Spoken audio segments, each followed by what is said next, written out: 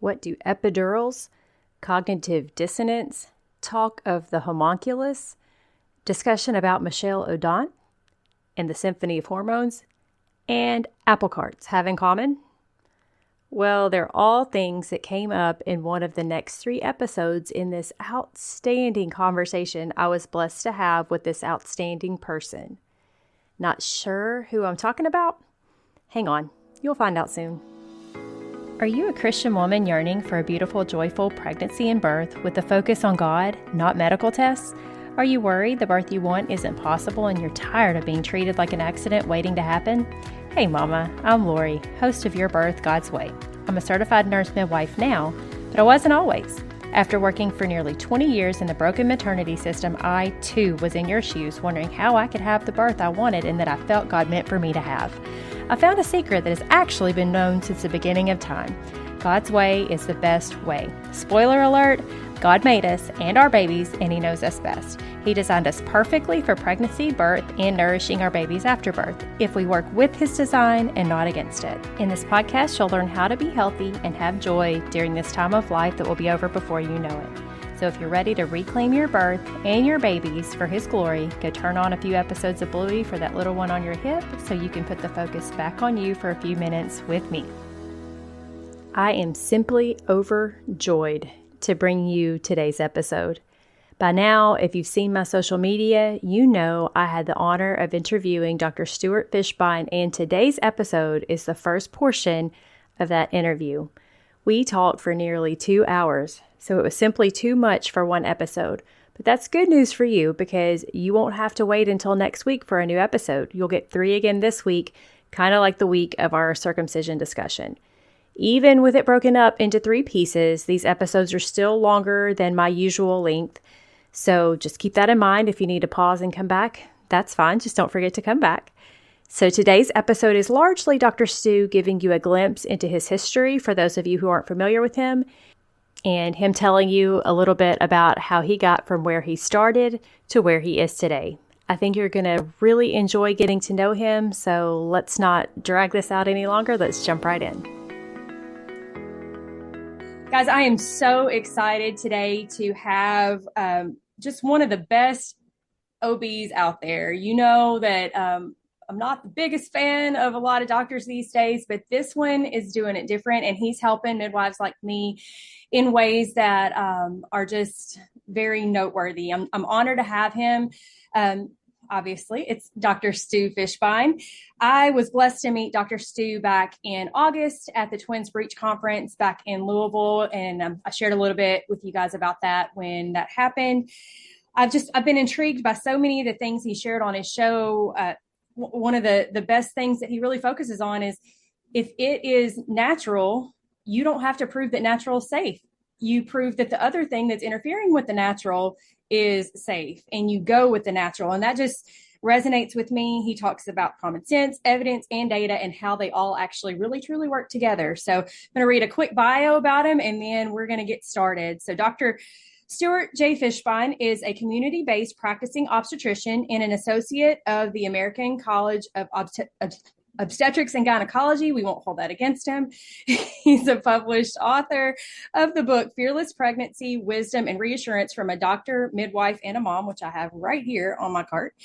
In peer-reviewed papers, Home Birth with an Obstetrician, a series of 135 out-of-hospital births and breech birth at home, outcomes of 60 breech and 109 cephalic planned home and birth center births.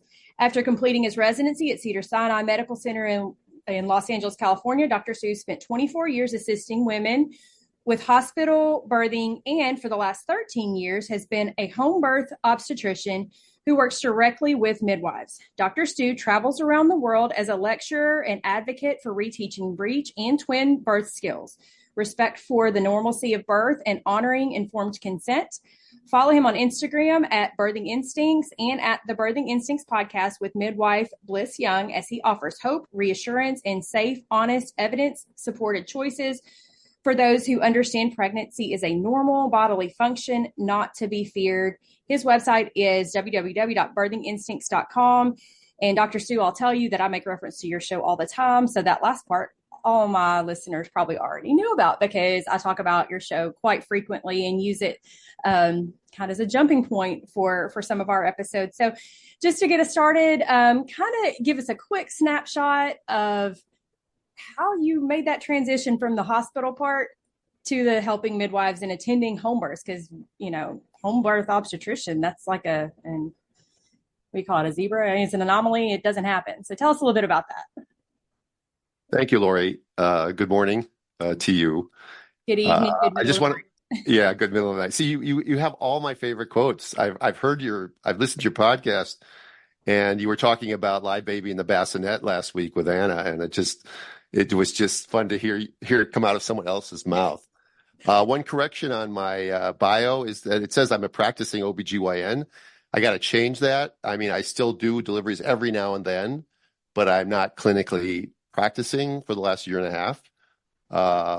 And being a member of the American College of OBGYN, even though we all cringe, you cringed, it's important because it's important to know what they're doing. And this way I get all their emails and their notices to physicians. And sometimes on the podcast, I'll go through some of the lunacy of the things that they're recommending, like women getting 5 vaccines while they're pregnant, things that they support, things they don't support, and how doctors often choose and cherry pick their data, which ACOG guidelines they're going to follow and which ones they're going to ignore, that sort of thing. My journey began like most other doctors did, and I'll try to keep it short because I do get long-winded. I went to medical school at the University of Minnesota. That's where I'm from. And I matched, which is a thing that happens in the 4th year of medical school to all 4th year medical students. They interview at different places. I find this really interesting because it's really truly a sliding door moment in your life. You interview at multiple different residencies where you might want to do your training, and the residencies interview a lot of different candidates, and it all gets thrown into a machine, and it comes out on I think it's the 3rd Wednesday of March that every 4th year medical student gets an envelope. It's called the match. And I ended up matching at Cedars-Sinai Medical Center in Los Angeles, California. I intended to go there for 4 years and get trained and come back to Minnesota, but that never happened because LA in the early 80s was a wonderful place to live. The only thing that is better now from what I remember in the early 80s is that there's no smog, or much less. Everything else is worse in California. And I came out very medicalized. I was very lucky because part of our training program was affiliated with LA County USC Women's Hospital, and it was the busiest hospital in the country in the early 80s. They were doing about 22,000 births a year, which breaks down to about 65 babies a day. And you're on every other day for about 3 or 4 months. So you can imagine that's like 60 days you're on in 4 months. And every day you're seeing 65 deliveries. Now you're not doing all of them, but in 65 deliveries, you're going to have averagely at least 2 or 3 sets of sets of twins, and 2 or 3 sets of breeches, not sets of breeches, but 2 or 3 breeches. So I got well trained in something that was considered normal in those days. It was just a normal variation. As a matter of fact, we were very excited when a breech came in because we were fighting over who got to take that patient. I came out of the training at Cedars very well educated, but very medicalized. I was the person that I sort of sometimes mock on the podcast now, the person wearing the hazmat suit with the woman up in stirrups with her legs draped with blue drapes and prepping her vulva with betadine, having the baby come out and then immediately cutting the cord and showing the woman this beautiful thing that she just delivered and then walking across the room and setting it down in the warmer. That's what we did. We did vag exams just because it was change of shift. We didn't think twice about the things that have now come in clearly into play because of my exposure to midwifery. And my exposure to midwifery was an accident, really. I was approached by midwives early in my private practice to take their transports from home. And I said, sure. But I didn't say sure because midwifery was something that I thought was smarter in home birth. I probably thought, I don't remember, but I'm pretty sure I probably thought it was scary. But I found during those transports that most of the women coming in were just needing an epidural and some PIT usually because they were exhausted, and a lot of them delivered vaginally. And I had a lot of time to sit around labor and delivery with the midwife in the lounge. We were talking, and I'd learned about a whole different way of doing things. And it began to make sense to me. And I realized not too long after that I was an expert in medical problems, and I was really good at that. And I think most doctors are really good at that but they see pregnancy as a medical condition. ACOG even says in one of their guidelines or one of their clinical opinions on it says pregnancy itself is a high risk condition, and that's like a sentence. And it's if that's how doctors are trained, then that's how they think. But probably, I'm just making this number up, but probably about 80% of women are don't have any problems, and they're not high risk. And yet that term is used to label people, and once you label people as high risk, the psyche becomes that they are high risk. They start to worry. They start to be concerned. And so I began to just hear just a different philosophy. And after about 10 years of backing these midwives, I decided, on good advice from a friend of mine, to start a collaborative practice with me and 2 midwives in Ventura County, which was north of Los Angeles, because Cedars at that time did not allow midwives to have privileges. This hospital did. They were CNMs. And we had a really good practice going for 15 years. But we were never really accepted in the community because we were doing things that made the anesthesia department, the pediatric department, the nurses uncomfortable, like breech birth, like not giving hepatitis B vaccine to babies after they're born, women wanting to go home 4 to 6 hours after they gave birth. These things upset the apple cart there. And we were constantly fighting with the committees. And eventually, for another long story, in 2010, I left hospital-based practice and went into home birth practice with no specific midwife, but I worked with a lot of the midwives in Southern California and ended up assisting births from the Mexican border all the way up to San Luis Obispo, because I was the only one, because of certain California laws, that could do certain things like breeches and twins. And eventually I began to do type 1 diabetics and hypertensives too, because I started to think differently. I started to not look at them as necessarily a problem if they're stable and if there's no problem. And I looked at the labor as something that, why do they have to labor in a hospital simply because they have this problem? Their labor isn't any different. But again, the medical model's in a mindset that looks at everything as a problem, and no diabetic can go past 38 weeks, and hypertensives are greater risk of growth restriction. Yeah, they are. But if they don't develop it, then why can't they have the birth that they want? But they can't, because they don't think out of their little box. And so, and then I started to teach, and then I started to travel and write and blog before, when blogs was still a thing. And then in 2013, I had a good friend of mine took me to breakfast one day. We were chatting, and he said, he got me all riled up, and I started to get into one of my typical rants, which you may have heard. And he said, Stu, we got to do a podcast, because he was a radio talk show guy. So he knew the business. And so he was my first co-host, Brian, and got me started in the podcasting business. And I find the podcast to be really cathartic for me, because I get to get things out of me. And then I have this saintly goddess who's my co-host, who, keeps me calm and keeps me sane. And it's just a really nice combination. And that's it. And so that's what I'm doing now. And then a year and a half ago, I decided I needed to take a break. I'd been on call solo practice for myself for almost 40 years. And I needed a break because being on call was really starting to wear on me mentally and physically. And I bought an RV, and I traveled from LA all the way to the Outer Banks, came through Tennessee, and had a great trip, and then drove all the way back. And then I realized I really didn't want to go back into clinical practice again. And so now I occasionally will do a birth when it fits the schedule. But having a client who's pregnant means that you're sort of bound to that community for several weeks. And it's not easy for me because I do travel so much. And that's what I'm doing. And I'm trying to teach, hopefully doctors and residents, but mostly midwives now, and then moms and dads, that home birth is not scary. And it's actually, in many ways, for most women, to have better outcomes, better satisfaction, better breastfeeding rates, less emotional trauma, less physical trauma, less likely to have interventions like an epidural or a cesarean section. Obviously, can't have those at home, but the transport rate is very low, especially for multips. A multip is a person who's had at least one baby vaginally.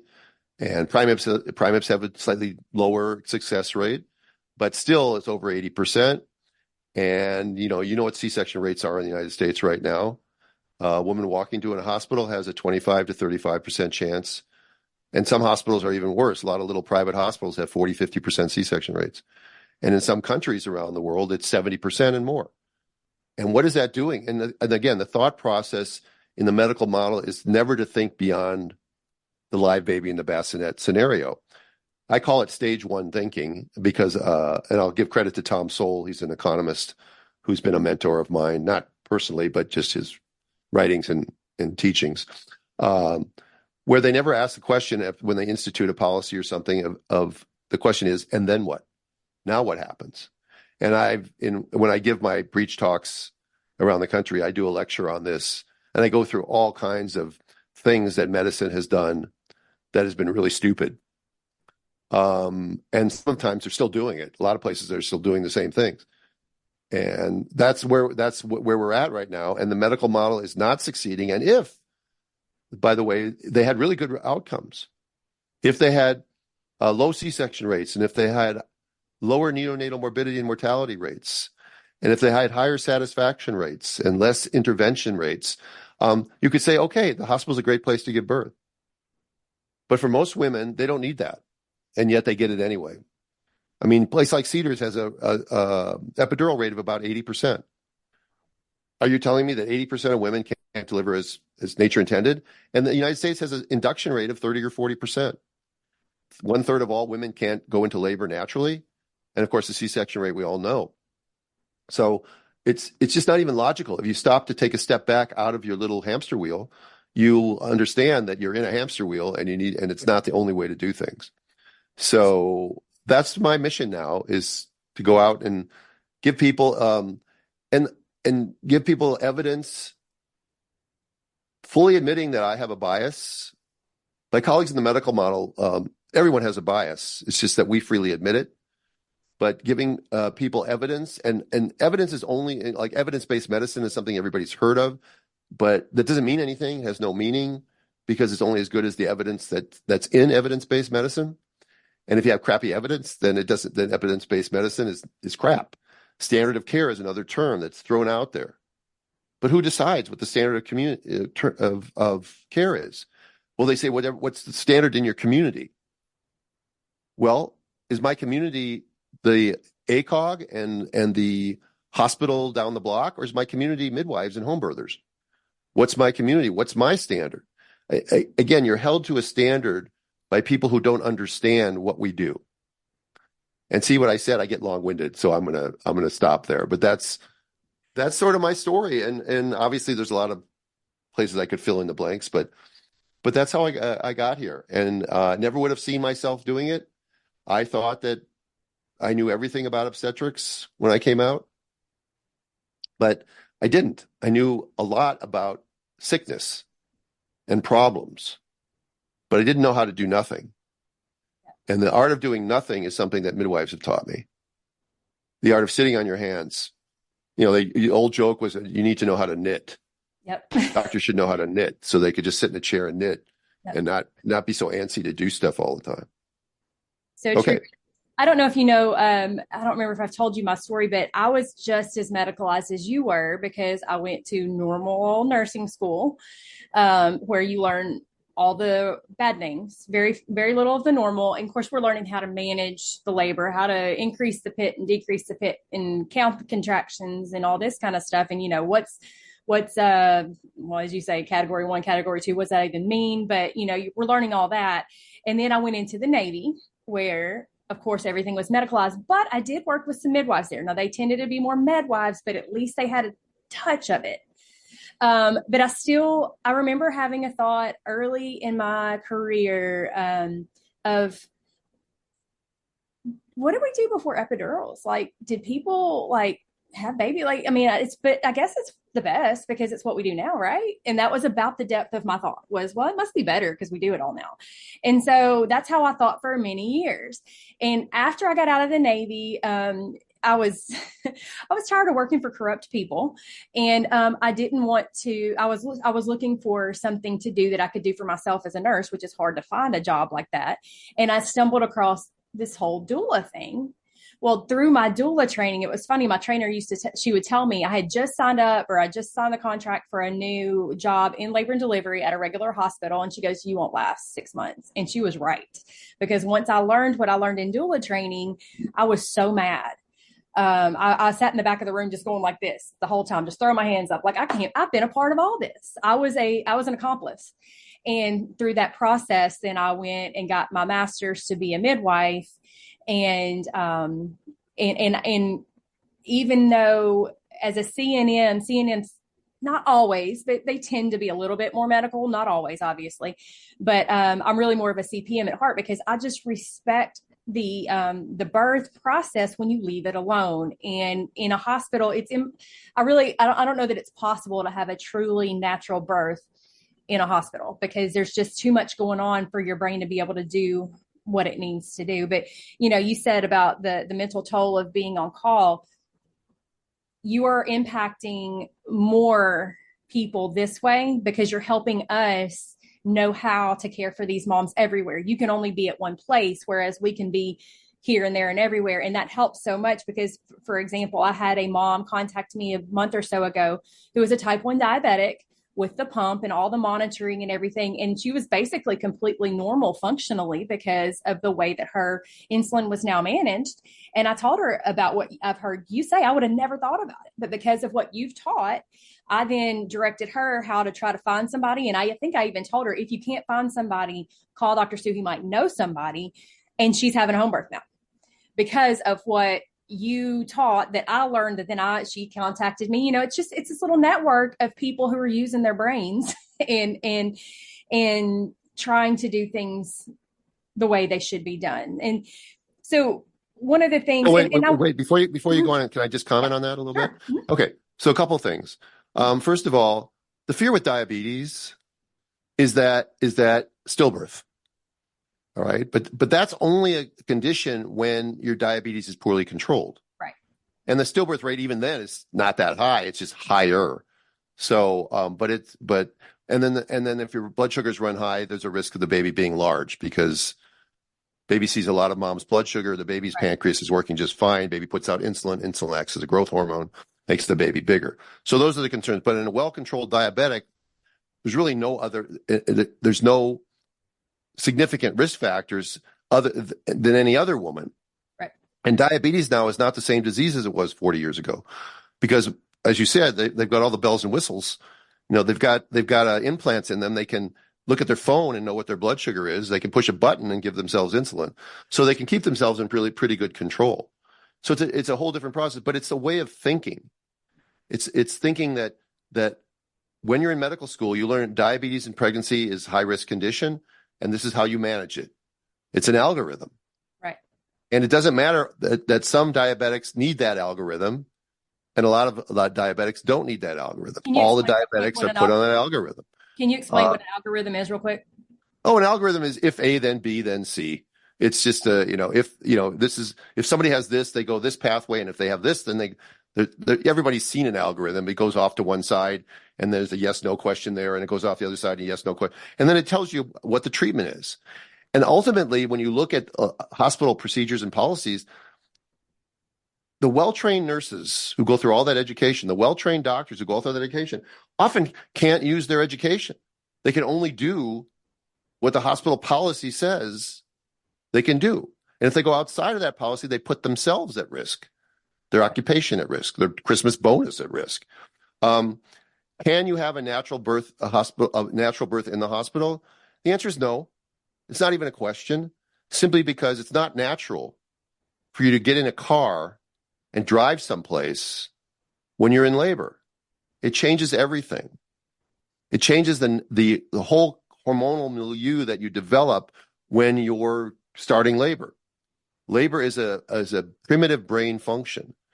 And in such, it means that your cortical brain has to shut down. And when you're brought back into your cortical brain, your thinking brain, your basic bodily functions are altered by that. And so when you are startled, when you get in a car and drive to the hospital, when a predator approaches in nature, when the nurse comes in and keeps interrupting you for hospital dictated procedures like taking your blood pressure or adjusting the monitor or whatever they're doing, they're constantly interrupting you. You can't have a natural birth because the whole hormonal chemical system between you and your baby is messed up. Now, can you have a normal vaginal delivery unmedicated in the hospital? Of course you can. Right.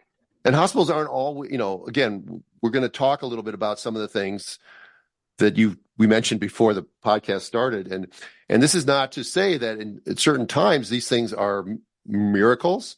They do wonders. And that's my one caveat for the rest of the podcast, is that the hospital isn't necessarily bad for all women, but it just by its very nature and the way they do things, it defies mammalian birth. Because from the moment you get in the car to drive to the hospital until the moment you put your baby in the car seat to drive home, pretty much everything that's done to you is antithetical to nature's design for birth. And if you just think about how a mammal gives birth in the wild, or if you have a dog or a cat or a goat or anything else that gives birth, you know what I'm talking about. You don't bother them. You leave them alone. Nobody else, no other goats come around and ask the goat how she's doing. Yeah. Nobody ever reaches in to cut the cord, and nobody separates the baby goat from the mother. They don't do that kind of thing. And it's not a sterile procedure. And they don't ask the goat to pee in a cup or change into a hospital gown or sign some papers or get an IV or be immobilized. If a goat wants to move while she's in labor, she can move. And here's something really amazing. If a goat wants to eat or drink when she's in labor, she can do that too. But when you go to the hospital, a lot of hospital policies will restrict all those things that I just said.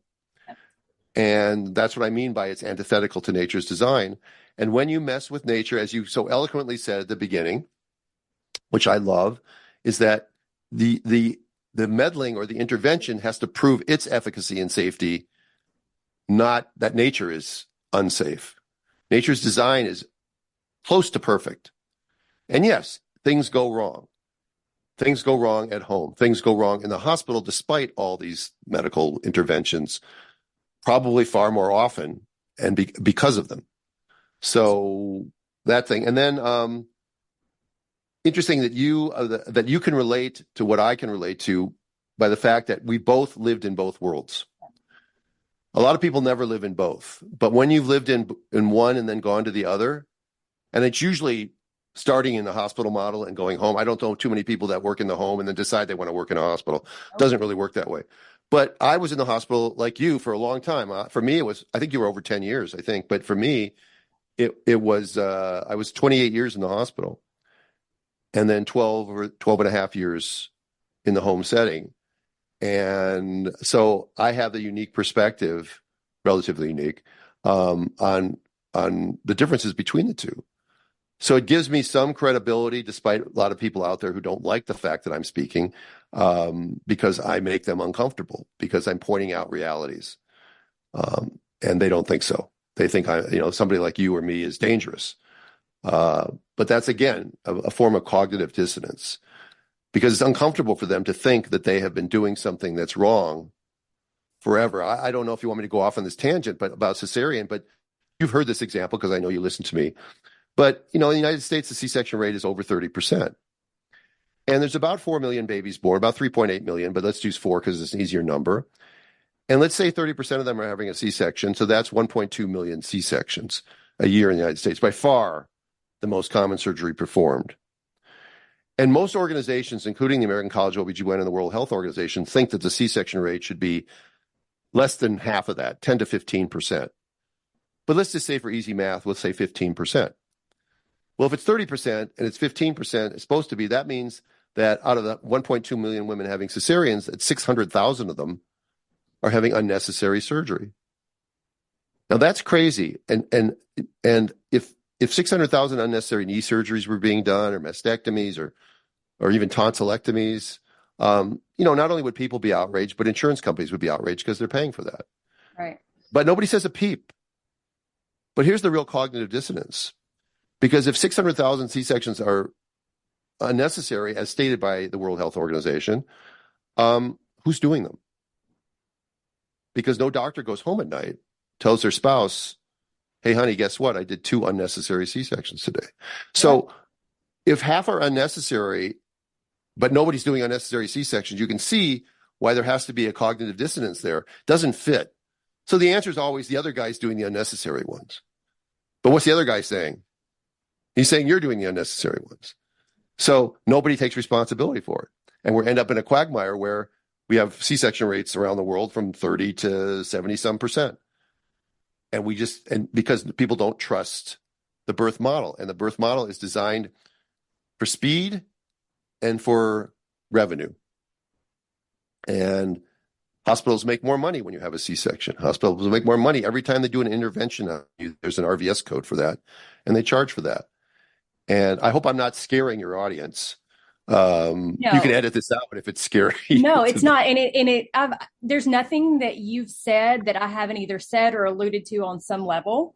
And so really what you're doing, because you're reinforcing what my audience already knows and what I've told them. But hearing it from you, and even from me as well, because we've seen these scary bad things. We're told all the bad things that are going to happen if you dare to have a home birth. We've seen it both ways. We recognize that these things, as you mentioned, usually go well, but occasionally they don't. And that's when you need the medical model.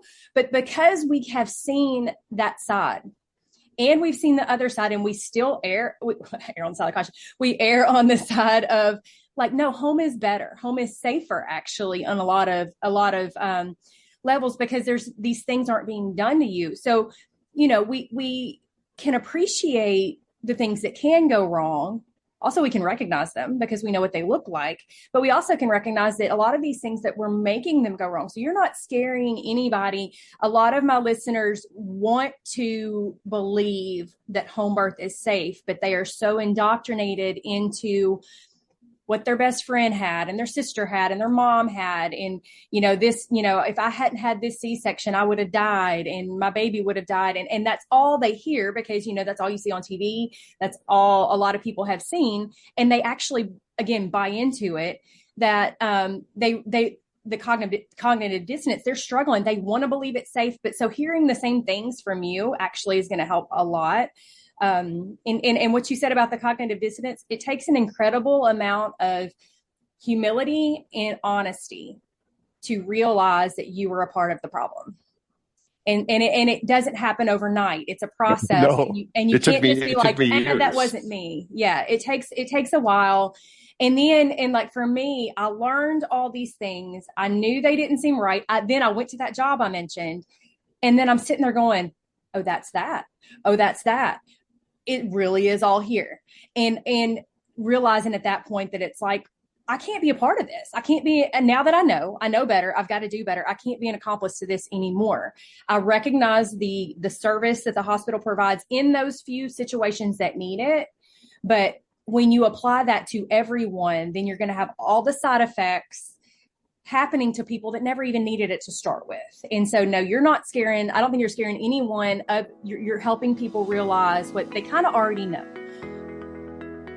Wasn't that so good? Y'all, I hate having to chop this up, but I know you don't have time to listen to a 2-hour conversation. So tomorrow we will pick up right back here where we're leaving off. In tomorrow's episode, we'll talk about a lot, including Dr. Semmelweis, epidurals, the hormones of labor, and how they play into the purpose of the pain of labor. Yes, I said that, the purpose of the pain of labor.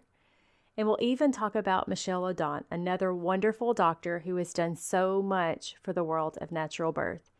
Be sure to turn on your notifications and maybe make a quick reminder on your phone so you won't forget and miss it. If you've enjoyed this, be sure to let a friend know to listen to, and I will see you right back here tomorrow. Real quick, if today's episode blessed you in any way, would you head over to Apple Podcasts and leave me a quick 5-star written review? It'll take you less than a minute, but it's the best thank you can give me. And it will help my show to reach more mamas just like you, so we can all find God's best for our families. I'll see you right back here in a few days.